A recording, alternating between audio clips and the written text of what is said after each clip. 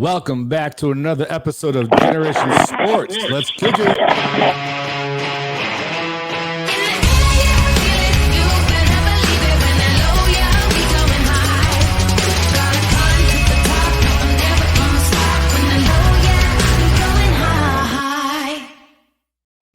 That's right. We're back with another episode of Generation Sports.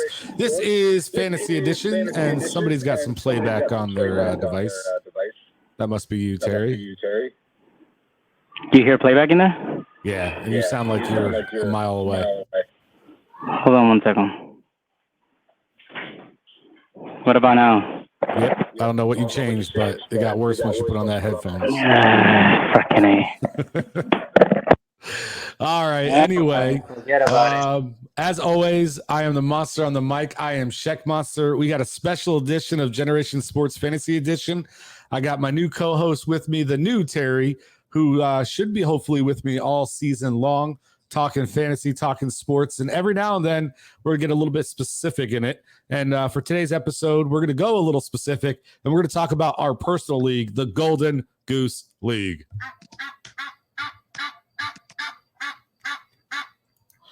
That's right. We want to go over some rule changes and some different things that might be going down this year so we can all vote on it.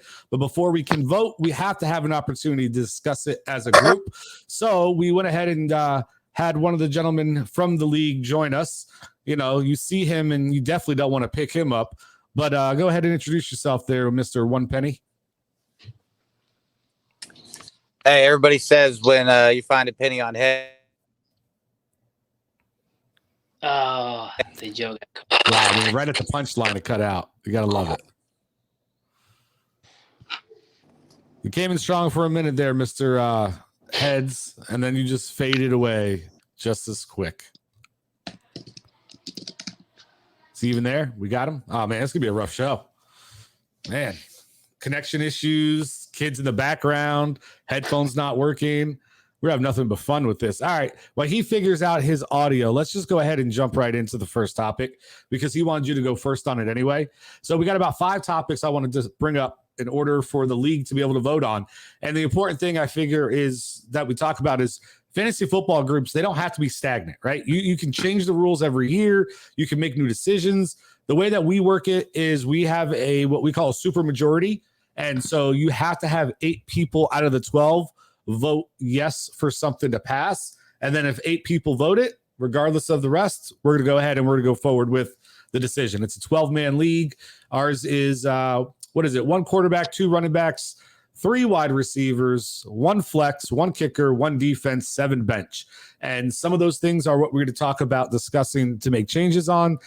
Some of it we won't. But the first topic we want to get into today is we want to talk about, should we be using FAAB or waiver priority? That is the question. Well, welcome back, sir. You dipped out and came back in. So switching to the Mac. Okay. Nothing wrong with that. So based on that, Mr. Co-host, what do you think? Should we go to FAAB? Should we keep it as waiver priority the way that we've always had it? Like, what is your opinion on this? And let me know a little bit as to why. Yeah, no worries. So, I did vote, I don't even remember actually if I vote against it or if I wanted to stay on waiver wire. But I don't know, man. Like, FAAB is pretty fun. I like it a lot. As I don't know if you know these. I think you were part of our Super Flex League. So we did it there, last year. And I think my biggest concern would just be for those that have never done it.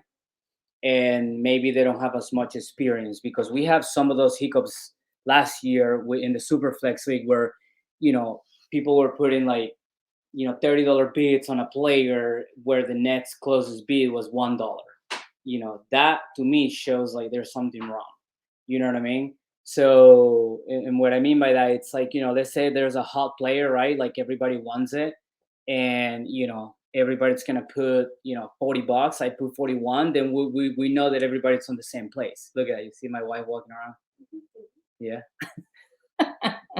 Susan makes a good show. I love it. Crawling in the background so she's not seen. It's all right. We can still see you from the glare on the on the glass behind. We can't make you out, but we can see your silhouette back there. Don't worry. They thought it was an inflatable girl before, so at least you knew. So.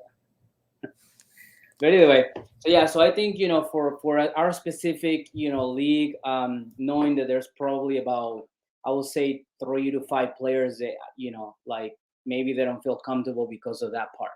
It's just, I mean, you could go through your whole budget within like 2 weeks, if you don't know what you're doing.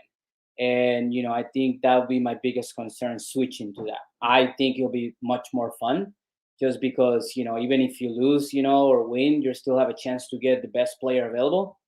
It's just matter of understanding how much should you put. And I think that either we have some sort of training with everybody before the start of the season, maybe like a quick 10 to 15 minutes training before the draft. I don't know what will be the best thing there. But it's just like fantasy football, right? Like people have to, like, with the years, as the year goes by, they learn to experience, and our first year might just be rough, but I think it'll make the league definitely much more fun. Yeah, I mean, I definitely agree. There's always going to be learning curves on everything. But I mean, we had people who never played fantasy football who got in this group, and they stunk for the first couple of years, right? So they had to go through that learning curve of how to get over it. I don't want to use that as a reason we don't do it. Like, to me, that's the weakest of all the reasons why not to do it, is just because people don't know how to do it yet. Because that's irrelevant. Like, you if you go and you want to put in the time and the research, you can learn and understand how to operate FAAB. It's the biggest argument I've heard from people, and unfortunately, one of the biggest components to arguing, stepped out. But I'll go ahead and speak some of the other side a little bit, is that they think it's going to ruin the competitive balance. That's the argument I keep on hearing. Right now, the competitive balance stays more grounded, they feel, because if you're playing the worst throughout the season, or if you have a bad injury early on that hurts you, or something goes on early on in the season and you're at the bottom, you can get some good waiver wire picks and allow yourself the opportunity to work your way back up the depth chart, rather than having to spend your money and do things other way. And so they want to reward those people who aren't doing so good, so they have a chance to maybe be a factor later on in the year. And then, somebody comes back for injury, now they have trade capital and all that other stuff they want to do with it. I mean, what do you feel about that argument that people put out there? Are you talking about, like, if we change it? No, if we don't, like, the reason why people don't want to change it is because they feel it keeps a more competitive balance in the league, because that way whoever's playing worst gets that first waiver pick. So they feel like that's not the case. I don't think that's the case, because like, what if, like, week 1, right? Like, you mentioned the injury, right? But injury, you cannot control. But, like, what if, like, you drafted, like, Jonathan Taylor is your number 1 pick, and then the first week of the season, he has a 15 carries for 20 yards and, like a super bad game. That could have cost you your loss, right? So then now you lost and you're the number 1 waiver wire. So let's just say now, a number 1 running back in another, team goes down, and now you got the number 1 waiver pick. You pick up the next freaking James Conner, right? For example, like a few years ago. So now you got Jonathan Taylor and James Conner as your 2 main running back. I mean, at that point, losing week 1 means nothing. You know what I mean? For the rest of the year, you're going to have 2 strong running backs. So that's what we're trying to eliminate with the FAAB, is because, even if you have a bad week or you had a big injury, you get to decide how much money you want to spend on a specific player. And we're all value, and I'll bring back the super flex, right? Like, somebody has a back, like last year we dealt with a lot of, like, quarterback changes, like Trey Lance, for example. There was Jimmy G and then Trey Lance. So then, oh my gosh, Jimmy G got hurt. Trey Lance is a new hot toy in town. And then people will be like, I want to put $50 on that guy. And then you decide to spend that money, that's on you. So then that's the beautiful thing about FAAB, is that, you get to decide how valuable that player is based on your team. So, like, you just get to decide, okay, do I want to spend half of my budget on that running back because my main running back got hurt? How comfortable you feel that running back is actually going to be the starter for the rest of the season, right? There's a lot of variables in that. And that's what I like about FAAB. It's more about, it brings another aspect to knowing fantasy football, and being able to know whether you want to spend your budget on that or not. Does that make sense? So that's basically my thoughts. No, and I completely agree. Like I said, I'm kind of just trying to be the voice of the other side, regardless of how I'm going to end up voting. When we recast these votes and everything, I'm just trying to be able to have a voice for the other side, because the other side will say to you that it's just, yes, you're talking about 1 week, but we're talking about teams who are 3 weeks consistently bad, right? It's not going their way for whatever reason. And now they have the opportunity to be able to get the first waiver priority. They have an opportunity to maybe, okay, yeah, there is an injury in week 4. And now they're going to have the opportunity of getting that player without having to worry about the top team just outbidding them for the sake of outbidding them, because they've had problems for the last 3 weeks. So they're having to try to bid to get good players. Right. And now their money is depleted, but they're still losing for 3 straight weeks. Now they're able to have that opportunity to make their team better. So maybe by week 6, they're starting to contend, and they're starting to give people a run for their money and starting to beat people, which actually could help make the league more competitive, because now the teams at the top maybe won't have such an easy run when they play that team, versus if that team has to go with FAAB and they're losing consistently and they're spending money consistently and trying to get players, their teams ended up not really getting better, unfortunately. So now when we're going into the really important weeks that can make or break your playoffs, and you have to play that person, you basically got a free ride, right? Like, so now you have an easy game that week, where and now you maybe get knocked out the playoffs because you had to play somebody tough, and the other person plays that team that just doesn't, has no more FAABs, been doing horrible, has no opportunity to do anything because of his spending little by little every week. So it kind of they feel like it could ruin that competitive balance.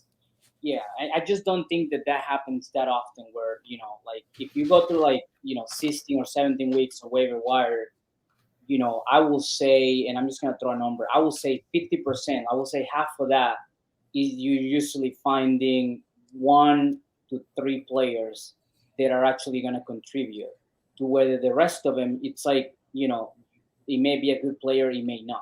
And but that's the point they're making. So you're taking those maybe 3 players a week, right? Maybe if it's a good week, even 3 players, and you're saying anybody can have them. So if the bottom 2 teams theoretically never, for whatever reason, are winning the bids for those good players, and they're only winning the bids for these mediocre players that are going to be hit or miss, whether or not maybe 1 week they'll do something, maybe they won't, then that's keeping them at the bottom. And so then what happens is, like I say, when it comes down to the playoffs, and you got 2 teams, and each one they need to win to get in, but one of them plays a really easy team that's at the bottom because they're not getting the waiver, or they're not getting the FAAB payoffs because other teams are doing it, versus the team that got to play a really stud team, that's an unfair competitive advantage, they're saying. So by doing waivers, you're guaranteeing that the good teams can't get better and just overshadow, and it tries to make it more competitive even down the stretch, even when the games don't matter for one person but matter for somebody else. You could take pride to go out there and be like, okay, I can roster a team that can beat you and keep you out the playoffs. I just don't think that's I get the argument. I just don't think that's I don't think it's a valid argument when it comes to how many times does that actually happen, because there's different things to this, right? We could also go into FAAB, and there's going to be people, and I'm just going to say Chris. But wait a minute, but it happened last year, did it not? This exact scenario we're talking about happened last year. AJ was one of the worst teams in the league all year long and kept on getting priority on waivers, right? He was the worst team. Huh? It didn't help him at all. So number 1, he didn't finish in last. And number 2, he knocked people out the playoffs. He beat people at the end to keep them out of the playoffs. How are you saying it didn't help? Him getting those waiver priorities made a difference from him becoming last place, which he is not now, number 1. And then number 2, he kept people from getting into the playoffs by beating them. So he helped determine the playoff seeding because he got those waiver wire priorities. Right. But then he still didn't make the playoffs. He still didn't do so. I mean, to me, it's it's not about just him. It's how it affects the entire league, right? He affected the league by having those better players. Now, here's the thing. Now, waiver wiring is one thing, but I think that there's also something else we got to look at, because the only thing that we're changing is just that priority to grab that player, right? Instead of being waiver priority based on your position, it'll be on money. But once that first round, yes, once we go through that, then it's a free for all, right? Correct. Like, and then even if I drop a player, that player is free for all. So then it becomes still the same thing. Everybody has an availability to do that. Now, here's the one thing that I'm going to argue about this, because you know me, like, you know that I do a lot of transactions. You know that I'm literally, like, every time something happens, I'm literally grabbing that player, dropping players. So FAAB will help others against this, because, sorry, let me go back to that. My point was with people forgetting to do waivers, or like, if somebody like happens to like not do their waiver, or maybe I don't feel like grabbing a player. So then, like, let's say that I'm number 1 to number 3, and then Let's pause for a second. Let me see if we can add him back in, and if he's you there though, buddy? Yo, sorry, Okay. there emergency I had to deal with. All good, all good. We've just been discussing FAAB versus waiver priority a little bit, and just going back and forth on different viewpoints. So what I was saying is, like, and with FAAB, you don't have to worry about, because I'm not so worried about the person that it's in last, right? Because that person most likely it's going to put a waiver claim, right? I'm more worried about who's, like dead to last, like second to last or third to last, because sometimes those people don't make any waivers. And to me, that's where it gets a little bit concerning, because now you have a team, they may end up like losing, but they score 180 points, right? And then now they're 6 on the waiver, and they get to have one of those players. So they have a good team, but because they lost and now they're in the middle of the pack, they get to have one of those players. Whether FAAB will eliminate that. You know what I mean? Regardless of what position you're in, you just, like, hey, put a bid for whoever, like, and I feel like that's what makes it like more competitive. It's just understanding, because you and I might not value the same player. Like, how many times we dealt with that last year, where some people, like, I'm telling you, it's the most ridiculous thing, that people will put $60 bids for one player, and then the closest bid was 20. You know what I mean? So, like, that shows me, okay, I guess that guy really wanted that player, and that's what I feel is going to be, like, it's going to make the league much better, instead of just, I lost, I get number 1. Like, I don't know, just kind of. What are your thoughts on this, Mr. Pennywise? So apparently, me and just based off that few minutes, me and Terry are in agreement. I agree with what he's saying. To me, it's about fairness, right? And then also, I just think it's more fair across the board. Everybody gets it. Why should the good teams? Why should the good teams who drafted good or whatever, now they're getting punished, and the bottom teams, they get these first waiver claims? The number 1 waiver claim I get, like, if your waiver claim 1, 2, or 3, okay, yeah, of course that.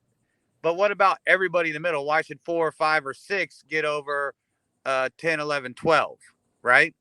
So for me, FAAB just makes it fair across the entire board for everybody to get the shot. And just like Terry said, it's like, hey, if you really want this player, pay up. I did it last year with Mitchell, right? I paid the most. And like Terry said, I think the next closest was almost $20 cheaper than mine.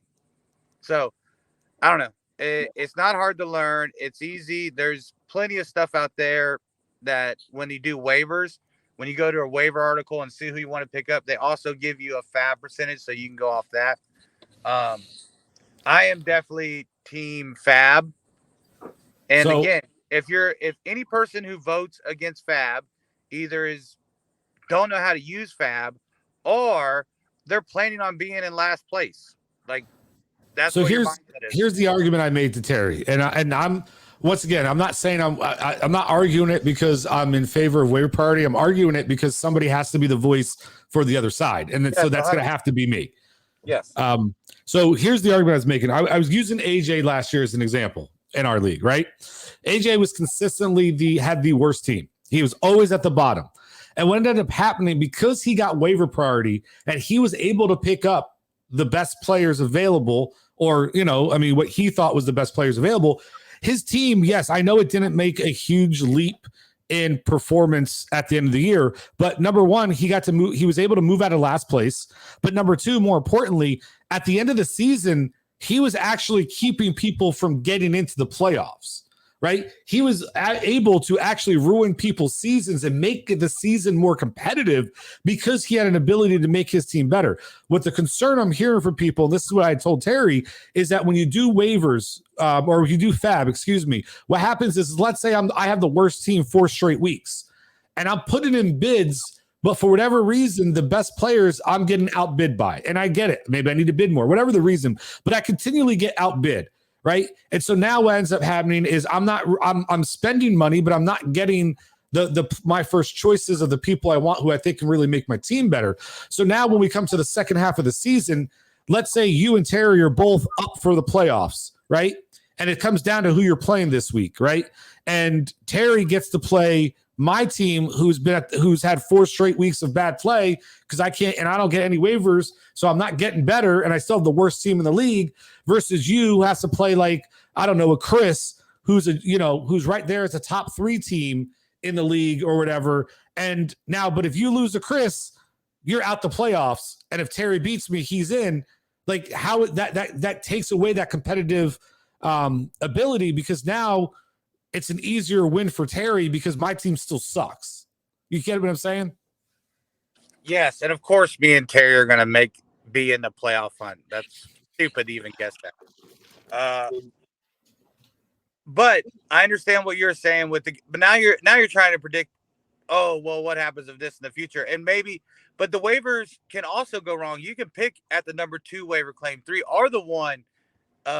You can make a mistake and not pick the right one, and the person who picked the 3rd or 4th waiver claim picked the right one. But that's the difference, though. What do you mean? What's the difference? No, I said that's the difference. That's the difference, though, right?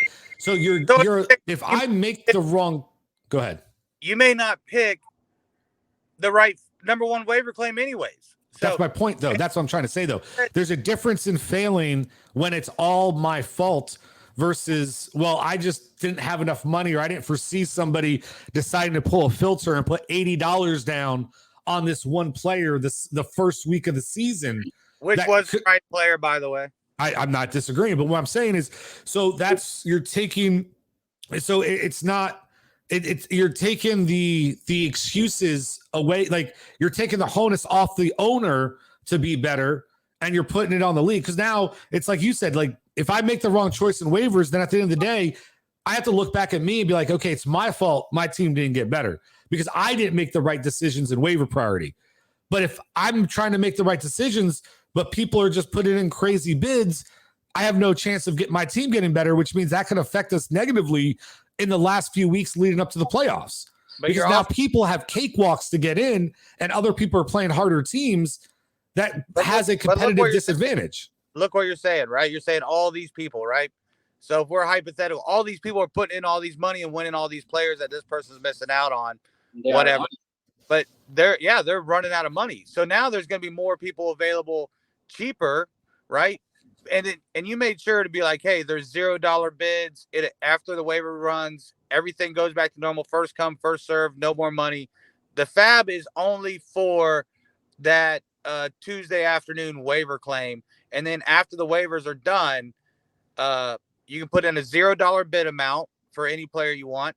And after that, it's first come, first serve like normal. I get it. Like I said, I have to bring up the argument. I didn't know if you said that or not.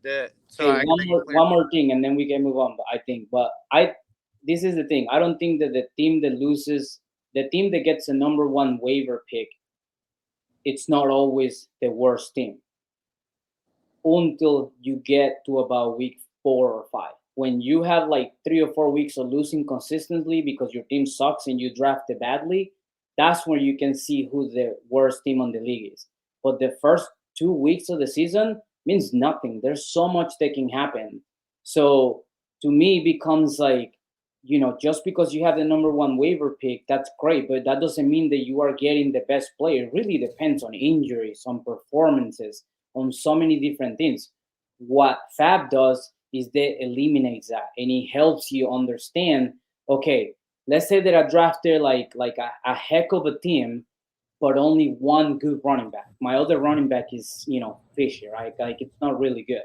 What if my only good running back gets hurt?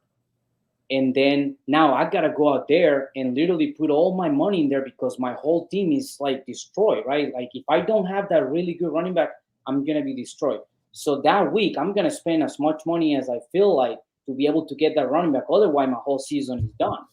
So now this happens to Fielder last year. He's put like $60 on Elijah Mitchell. That only worked out for a few weeks, and then the rest of the season he was hurting. He wasn't able to get as many players because he didn't have that much money. But that's him, and he had Elijah Mitchell in that. Whether that worked out for him or not, that's his decision. So there's a lot of more management when it comes to FAAB because of that. Because now you have to value the players much more differently than saying, "Oh, I just happened to lose this week, so yes, I get to have the number one waiver pick." You know what I mean? And then it becomes law.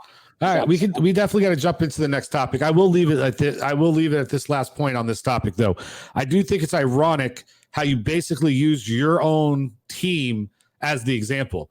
Oh, I have a stacked team, just need a couple running backs, maybe.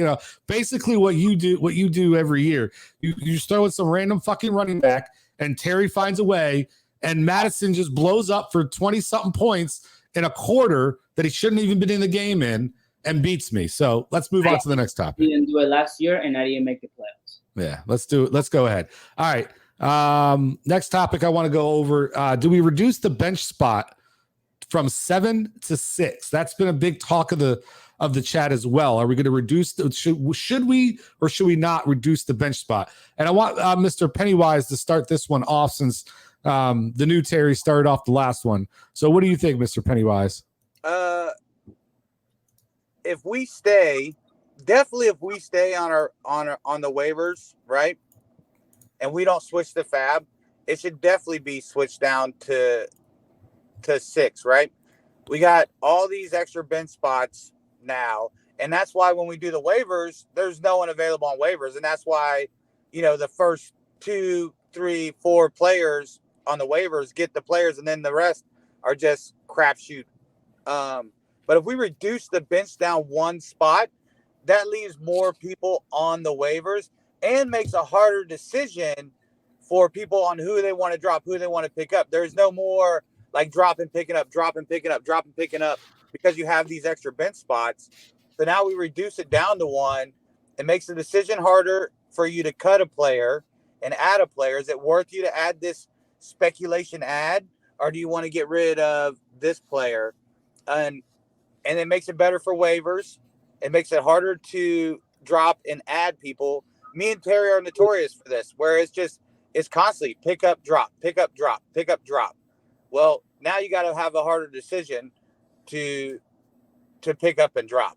So for me, I think it should be reduced down. Even 6 bench spots is still a lot of bench spots for our team. No, if you want to carry an extra defense, well, now you're hurting your bench spots. If you want to carry an extra kicker, that's hurting your bench spots. So I think it should be reduced just to make it waivers a little bit more interesting, more meat on the bone for the waivers, but also make it a harder decision on who you want to drop if it's worth it to drop a player to add a player. I'm all for reducing it 1 bench spot. And again, 6 bench spots is still a lot of bench spots. All right. What do you think, Mr. Terry? Are you for or against reducing the bench? I mean, I'm gonna. I don't know. I mean, you don't have to say if you're for or against, but do you have any feelings towards it? Because I got things I can say about it if you don't. Yeah, I just think that it's like reducing the bench spots is just like to me, it gives an advantage to those they are more active on the picking and dropping players, because essentially when you have 6 bench players and you go out to the waiver wire, there's a lot more players out there to pick up, right? Because now you just can't carry that many players. Normally what happens when you have 7 bench players is that you have 2 defenses, so you normally carry 1 or 2 players that are just, like diamonds in the rough, right? Waiting to hit. And then maybe that didn't work out, so you go pick up somebody else. But when you have 6 bench spots, then it becomes where you can do that. So there's a lot more people on the waiver wire to pick up. The problem becomes that because of this, now you are having to drop players that normally you wouldn't. And for those that are more active, then it becomes an advantage because now you're picking up those players that, oh my gosh, I can't believe this guy was dropped. Bam, put him on my bench. So, you know. I completely disagree with what you're saying. I think you have it exactly wrong. I think it's more competitive, and people have to look at the waivers more if you reduce the bench spots, right? Because now, rather than somebody being able to just sit on people, be like, well, you know what? I'll sit on these people and I don't need to worry about the waivers because, you know, I'll just wait and see what happens. Well, now you don't have as many bench spots. So you're going to have to decide, do I want to take a risk on leaving this person, you know, just sitting there? Do I want to go do this? Like it forces people to be a little bit more active because, you know, and yeah, there's more people on the waiver wire, sure, but you have to decide, is it worth getting rid of that, right? Is it worth getting rid of the people on your bench to take a shot at that person on the waiver? So having more people on the waiver doesn't change anything. It's the risk of who you have on your bench and not be able to stash somebody just for the sake of stashing. Right now, I think sometimes what happens, and we've actually seen it happen before, when we get down to like, there's certain times in the season, we have so many bench spots that people will pick up players just to go against so the other person can't pick those players up. Right? Because they have enough bench spots to just stash them against them. They don't need those players. They don't want those players. They're just doing it. But I'm not saying you can't do that still, but you're putting yourself at more risk if you try to do that to get ahead of somebody else. Because now, well, if you're going to take 3 tight ends to make sure somebody can't get a tight end and there's only 6 spots, all right, like there's a lot of other players out there you got to get rid of in order to do that. And now they may not want to do that. So like I could see the other side of why reducing it would just, it can make things a little bit more competitive. It might force people to have to be a little bit more active on the waiver, right? And make people think twice before they pick up. Like, honestly, you talking about people are going to pick up and drop people more. I would think that it might start being less because somebody's like, damn, dude, I'm really sold on this person. I don't want to drop them. And then I find out that I'm wrong and somebody else gets them instead. So you know what? I'm not going to go after this. Like maybe this person could, like last year, right? If we're talking about our league last year, the Trey Lance of it all, right? Oh, Jimmy G gets hurt and I already have a quarterback, but I got so many bench spots. I could go ahead and pick up Trey Lance and just stash him just in case maybe he's great. Or I don't have that many bench spots. Who am I going to give up? I'm going to give up a running back who I can flex in. I'm going to give up a receiver who I can flex in. Am I going to give up these players who are scoring, 10 to 15 points a week on average for a guy who may or may not be something? No, I'm not going to, because at the end of the day, that can hurt my team because I already have a Josh Allen or a stud quarterback on my team. So I don't need Trey Lance, but I'm just doing it because I can.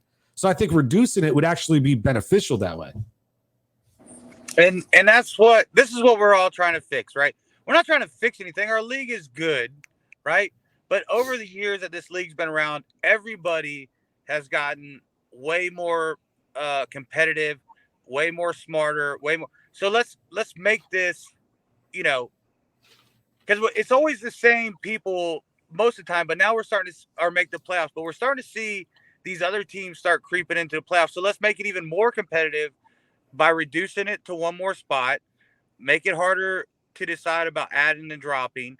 And I understand where Terry's coming from, but that's Terry's method, right? Terry drafts a certain way, and then he just loads up on just a bunch of second backup running backs. So if they hit, they hit, and it makes it harder for him to load up on that amount. But I don't know.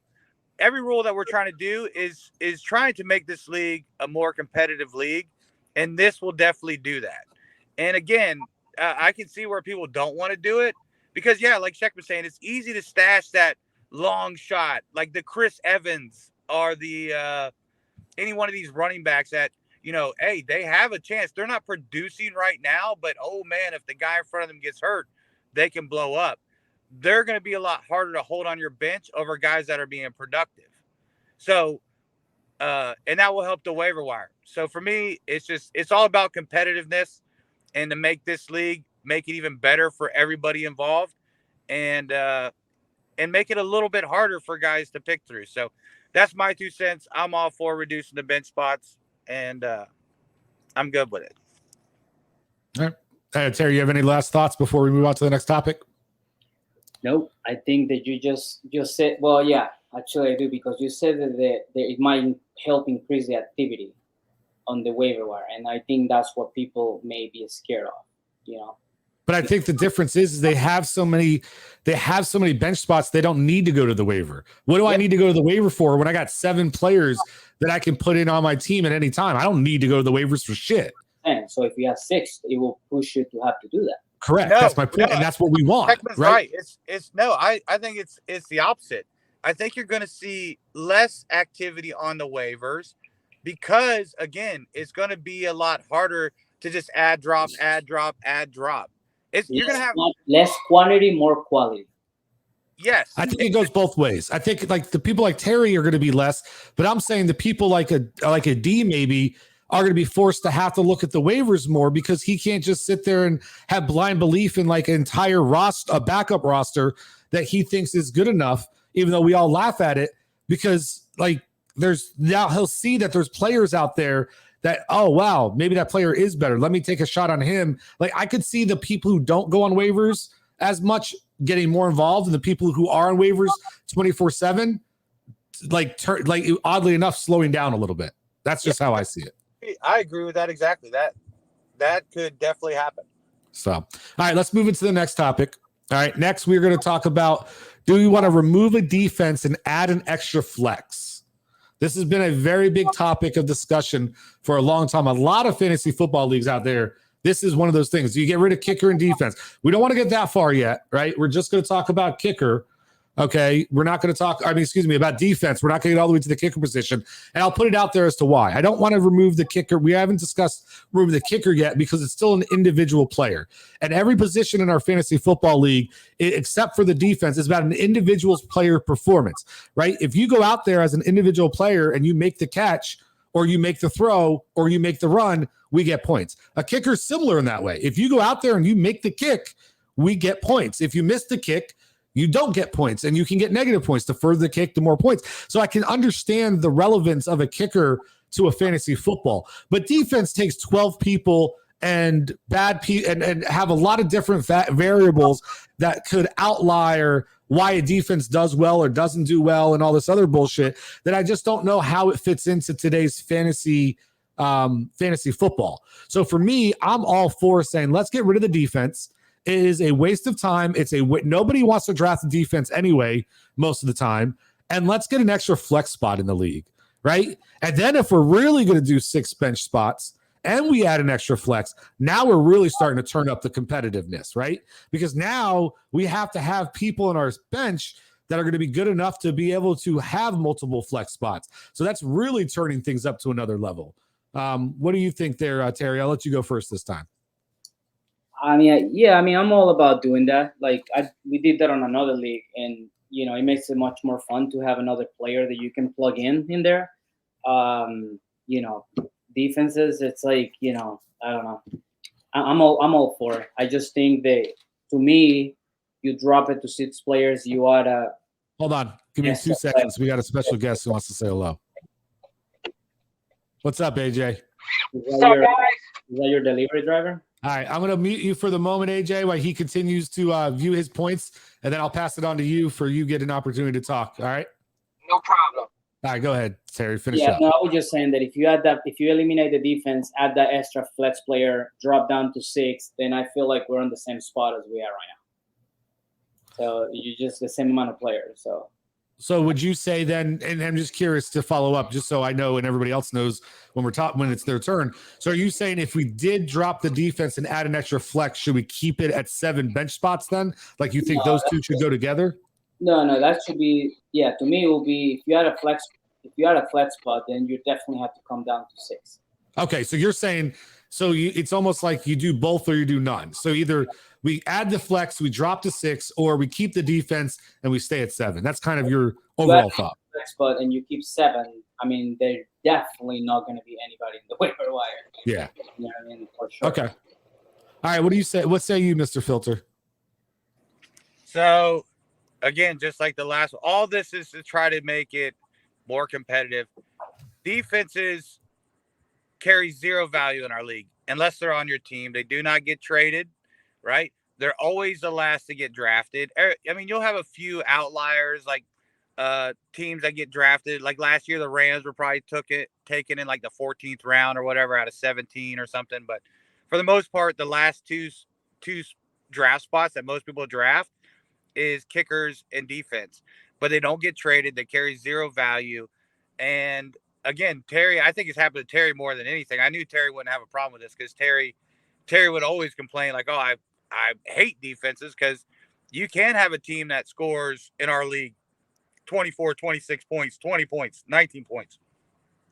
Defense.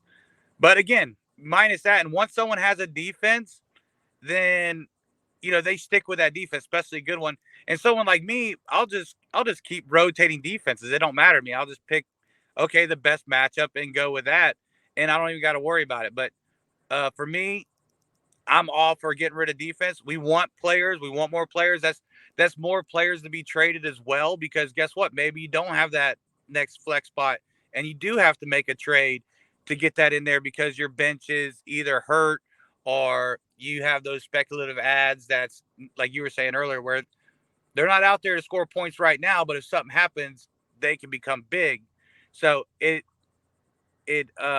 makes the league more active, makes it more competitive, and again, does away with a position that no one cares about unless you have like the top 1 or 2 defense. Then I could see someone being like it matters, but I don't think anybody in this league would care if we said, hey, we're going to add an extra flex spot, get rid of defense. It's funner for the game. It makes the game funner. All right, I will. The only argument I had, the only thing and then I'll let AJ. I want AJ to go after this. The only thing I want to state though that I don't agree with really is the whole about playing the waiver wire game with your defense, right? And looking at matchups and all that, because there's 2 other positions in football that is very known for players. That's a strategy for players: tight end and quarterback, right? So that whole argument to me is that's just part of fantasy football. If that's your strategy, that's your strategy. I don't think we should remove defenses just because people like to play defenses that way, because that's almost like saying, let's remove tight end. I was just talking about their values. Okay. Right? It carries zero value in our league. Well, I agree. As long as we've been playing, has there ever been a defensive traded? I can't think of one. No. So, they just sit on our teams and then that's it. They don't get traded. But that was my point, was just that they carry zero value. And I agree with you there. It's hard when you say those absolutes, because for the most part, I don't think really quarterbacks ever get traded, right? So it's like that's just certain positions. But they do get traded though. QBs have been traded in this league. It's not very often, but QBs have been traded. What says you, AJ? Let AJ chime in. What do you think? Should we remove the defense and add an extra flex spot, Sir AJ? I'm down. I think it'd be better. I won the league one time because of defense, and I'm not gonna lie. I had New England, and New England was tearing their ass up, killing everybody, putting up 30 burgers, 20 burgers. So if you guys want to do it, I just say just leave the bench, just get rid of defense and kicker, and just leave one flex. That's how I see it. Well, we can't. But that's what Terry's saying is we have to. If we do this, if we reduce it and add a flex, we will have to reduce our bench spots down to 6 because there will be no one on the waivers. Hey, I get where you're coming from too, but it's all up to the draft. See who you draft too. So you're saying it put more importance on the draft. Like right now, we're not asking you whether we're just letting you have an opportunity to speak your mind, whether you'd want to do it or you don't want to do it, and as to why. Listen, I'm all for it. If you ain't gonna put no defense, I'm for the flex, but I don't want to get rid of a bench spot. Yeah, you missed that. That conversation just happened right before you jumped on. I know. I heard it, but I was listening because I was making a delivery, but I just putting my 2 cents in. Right now. I think I would have to be on the more of the side of them that if we're adding another player position to the league, you almost need to remove it because it's almost like saying we're going to keep defense and we're going to add an 8th bench spot, right? We're allowing another opportunity for a player to be on somebody's roster. So there is, I mean, let's look at last year, AJ, you know it. Our waivers were very poor last year, and there was not a lot on the waiver wire. Now that could be an enigma last year because other years there have been, but there wasn't a whole lot of pickings in the waivers last year. So if we're adding another player onto our starting lineup, that means there's another player on our bench, dude. I mean, there may not be anything in the waiver wire. So I think we would definitely have to look at reducing it. And then if we do, if say the votes go like this, right? Say they say no to FAAB, no to, or yes to switching the bench spots, and yes to this. It has to be FAAB. If we keep the bench spots the same, and if we take a kicker out and add a defense, it has, like, these all have to correlate. It has to be FAAB because then it really is just going to be the top 1, 2, maybe 3 at the bottom that will benefit from the waivers while everybody else is literally, picking up nothing. So these all have to correlate. So if you want to keep the bench spots the same and you want to take away a defense, add a flex, then it has to be FAAB. Absolutely has to be. Or it could be waivers, reduce one bench spot, and then switch the defense and the flex. And I can see people voting on kicking out the defense and us getting the 8 to vote yes on that because, of course, everybody wants to add an extra player. It's funner for the game.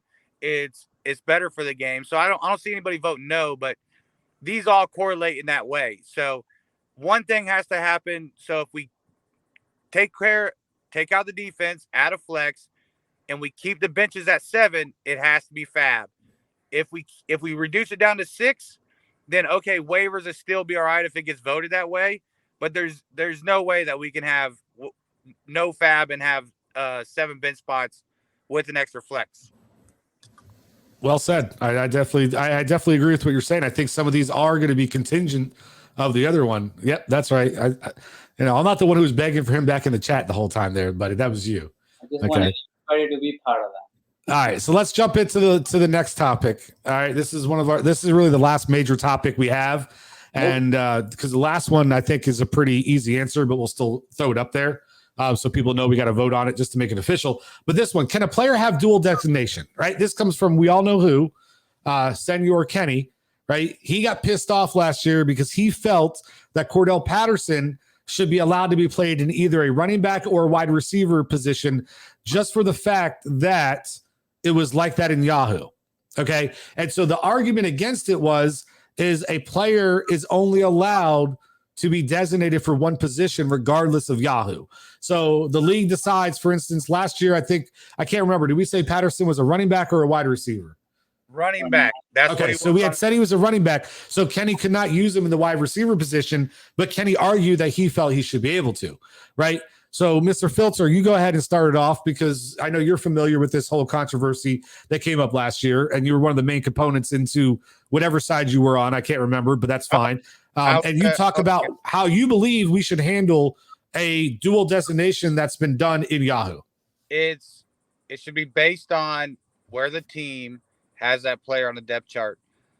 You can't let one player dictate. If Kenny was able to put Cordell Patterson at wide receiver when Cordell, especially at the beginning of the season when Cordell was killing it, and he was a top probably 5 wide receiver based off his points, but he wasn't a wide receiver. Now he caught passes, they slide him in at slot, but they do that with a bunch of running backs. And it's not just going to be Cordell, or it's not going to just be Patterson, running back, wide receiver, but it could be like Taysom Hill a few years ago where he was tight end QB. Imagine having a QB. It's a huge disadvantage to everybody in the league minus that one team.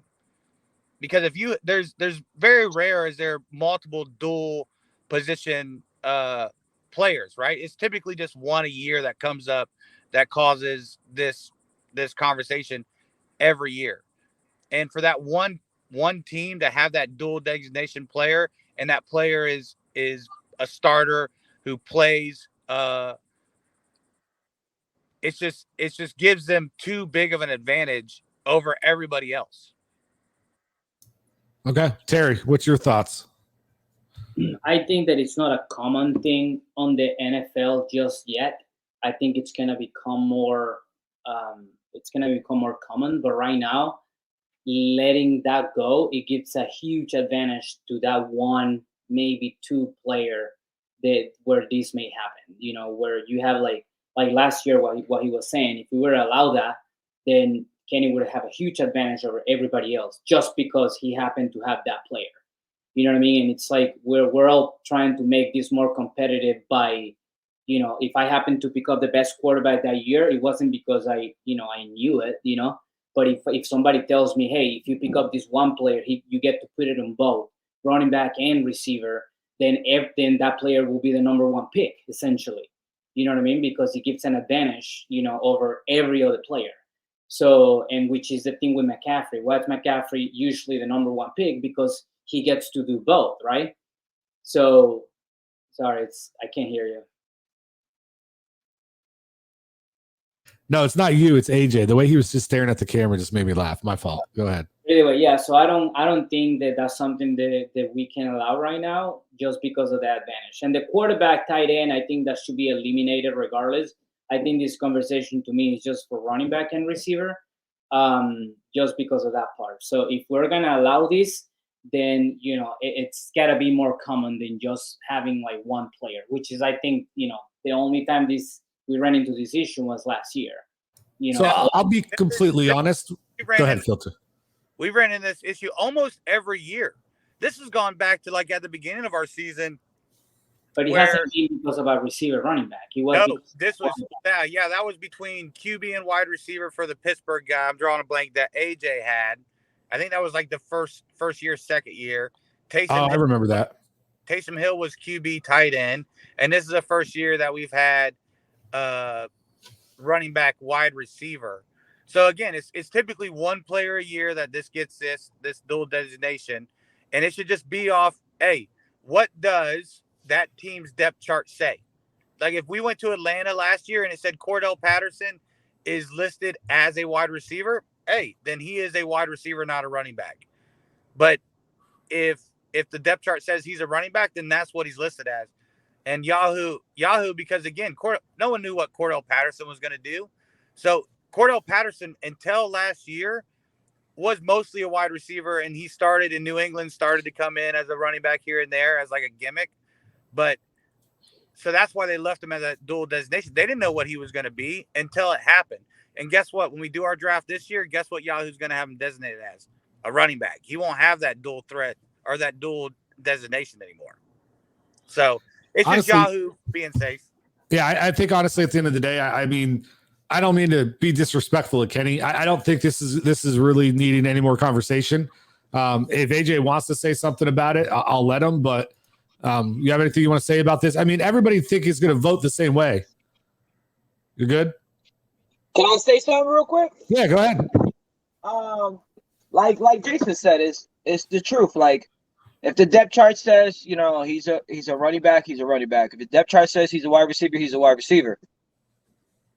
But if he starts playing the running back, but they have him on the wide receiver, that's what messes up all the time. You know what I mean?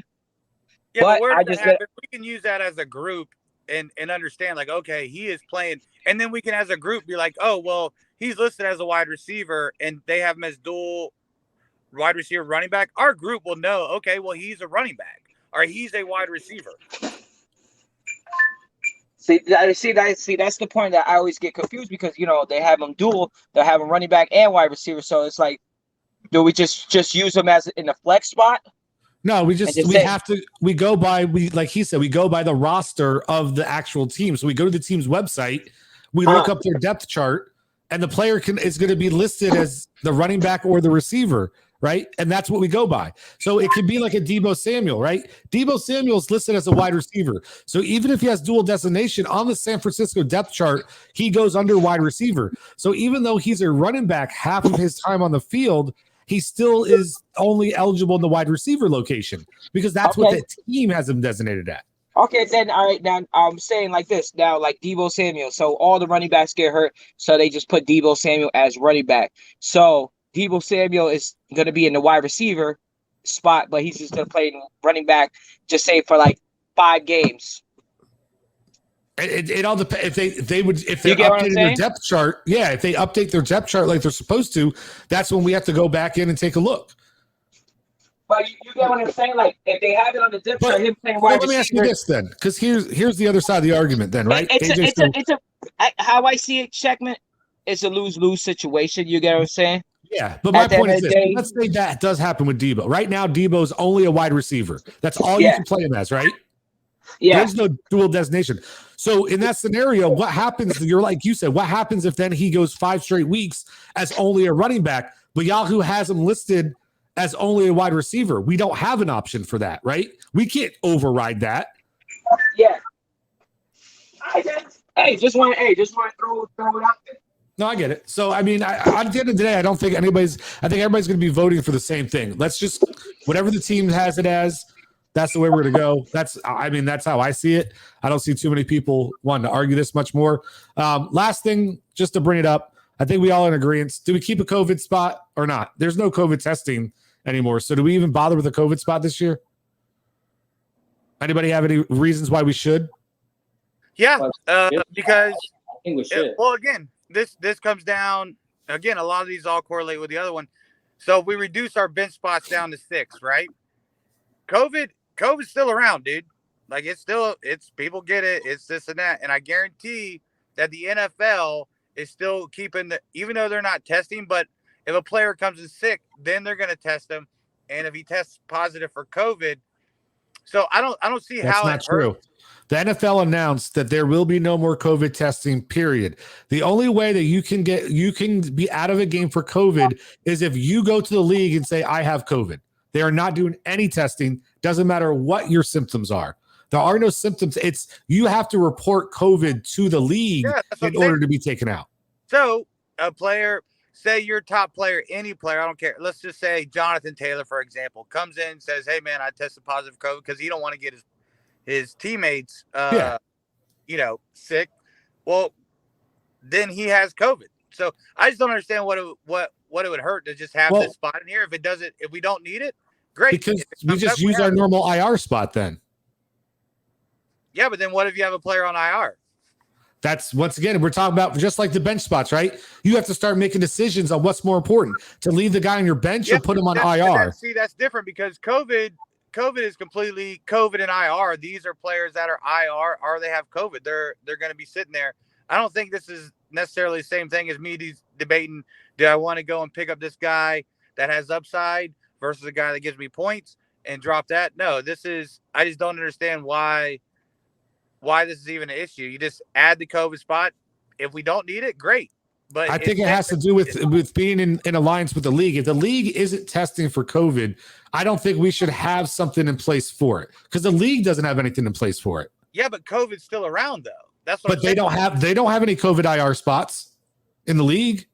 If you don't play, you don't play. Like they had COVID designation before. They got rid of the COVID designation. You can't be designated COVID. That's not a thing in the NFL anymore. You don't think they're gonna designate somebody? So it's okay. I think that's where it becomes.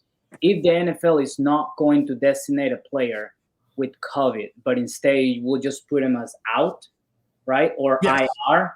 So it's either out or IR because those are the two where somebody gets hurt, right? Yeah. So if the NFL is not gonna use the term COVID as a whole, then yeah, we don't need it. But if they're still going to label somebody because I came to you and I say, hey, I have COVID, so then the team reports that to the NFL, and now I show up before Sunday's game as COVID, then we should have it. But if they're not going to do that and they're just going to say, oh, he just happened to be sick, then he's out, then we don't need it. Which is my argument. That's what I'm basically trying to say. If they don't have the designation, then yeah, I agree with you. We shouldn't have it. But if they're still going to call somebody COVID, regardless of testing, regardless of all that, then yeah, we should have it. But if not, then it's just an IR out because we're not gonna know that. Because then if I put that player on the COVID list, then you as a commissioner have to go check why I have it on my COVID spot because his designation is out, So then you're going to have to read the description of the NFL to say, oh, he has the flu. Oh, he has, stomachache. Oh, he is sick. And the thing is, I can't be policing 11 other teams because it doesn't it's not like it tells me this person's been moved to this spot. We got to keep it simple. You don't have to police 12. Dude, everybody in here is a snitch. Like everybody would be like, hey, but you know how this league is. True. But even then, again, to me, it's either or. This one is again, not a big one. I was just saying, saying my piece. If there's no COVID IR spot, I don't give a shit. I'm just saying that if COVID's still around, then it's still around. Like the NFL maybe not testing it, but destination check. Just like if you can find something in the NFL that they're not going to have that designation, like they're not going to have it at all. No player is going to be out with the destination of COVID, then we don't need it. Well, that's what we'll vote on. Well, that's why we're talking about it. We'll have to vote on it at the end of the day. I mean, at the end of the day, if everybody says no matter what the NFL says, they want to keep a COVID IR spot because of what Filter's saying, then that's the whole point of this, right? Then we're going to keep it. This isn't for something for me to decide just because the NFL's we're not doing it regardless. Like, that's just my argument as to why I don't want it. Because there's a huge difference. It can't be that way because it has to be. No, if a player gets hurt, right? And we're talking about injuries. If a player gets hurt and he's on the IR or the POP-R or the IRR, whatever those designations are, then that player is out for a specific amount of time. Then you as a manager make a decision based on that. If I have a player that is going to be out for 6 weeks, then I make a decision if I want to drop that player or if I want to keep him based on that designation. A COVID designation is somebody that it's out for 1 week, right? Yeah. So now you're going to make me make a decision of whether I want to put that player on the bench or if I have an actual IR spot, then it's just too confusing to me based on that designation. So to me, it's like if they are going to have that COVID designation, you know what I mean, as an injury related, item to keep a player out for a week, then we should have that option as well. I don't know. That's just how. And I agree. But what you're saying is you contradict yourself. One, you say you don't want me dictating to the league what we're going to do. But then when I say that we're going to put something like this to a vote, you're like, no, you shouldn't let them vote on it. You should just decide what it is based on the NFL.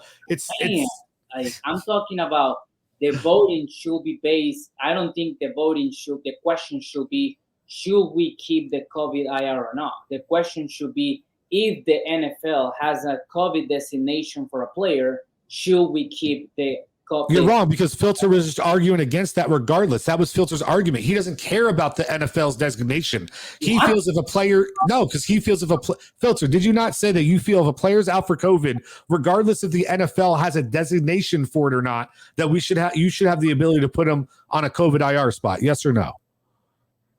If they come out, and the NFL says, or the team says, such and such player has COVID and will not play, then he should be able to go on the COVID spot. Not if he's sick, not if this, but if they come out and they say Jonathan Taylor will not play this Sunday because he has COVID, then he should be able to be put on the COVID spot. Even if the NFL doesn't have a COVID designation spot for him. Correct. But again, I haven't delved into that. I don't know.